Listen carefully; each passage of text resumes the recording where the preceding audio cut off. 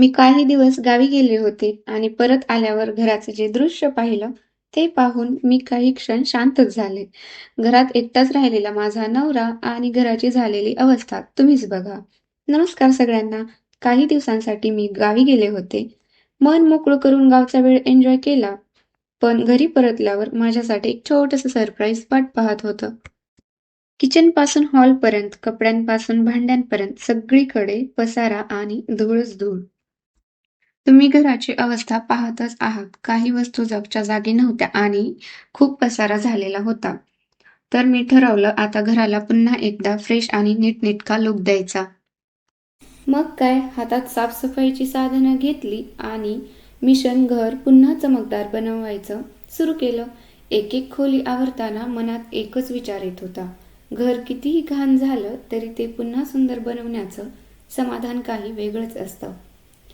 हा आहे अंतिम परिणाम. हळूहळू सगळं आवरलं, स्वच्छ केलं आणि घर पुन्हा एकदा फ्रेश आणि सुंदर दिसायला लागलं. आजचा हा क्लिनिंग ब्लॉग तुम्हाला कसा वाटला ते नक्की कळवा आणि तुमच्या घरीही असं कधी झालं आहे का? तुमचे नवरे घर अस्ताव्यस्त ठेवण्यात किती मार्क मिळवतील? कमेंट करून नक्की कळवा.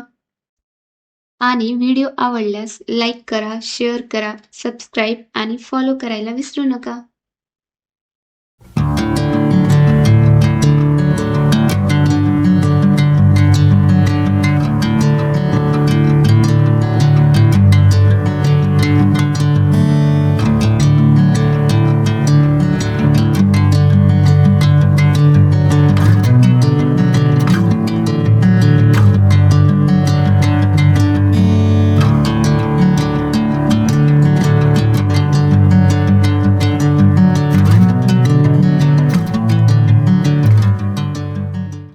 अशा प्रकारे माझी पूर्ण घराची क्लिनिंग झालेली आहे.